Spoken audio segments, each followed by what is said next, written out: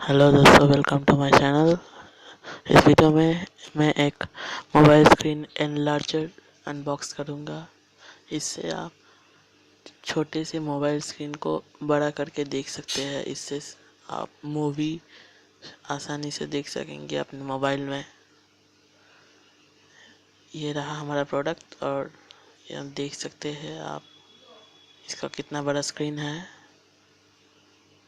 इस यहाँ पर बहुत सारे फ्लैप्स है। इसे आपको ओपन करना पड़ेगा पहले, फिर उस फ्लैप को स्क्रीन में ऐसे फंसाना पड़ेगा।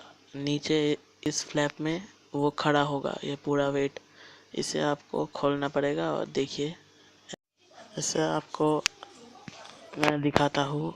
ये वीडियो चला के देखिए, इससे आपका फ़ोन स्टेडी यहाँ पे फिक्स हो जाएगा। ये तो चलिए, मैं इसको आपको बहुत सारे एंगल्स में दिखाता हूँ कैसे दिखता है।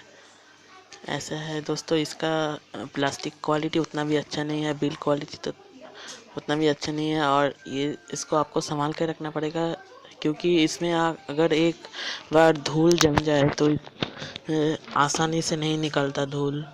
तो आपको ये ध्यान रखना पड़ेगा। चलिए एक वीडियो चला के देखते हैं हम।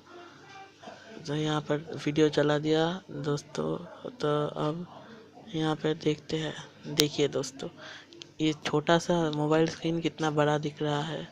इससे आप मूवी आसानी से देख सकते हैं अपने मोबाइल फ़ोन पे।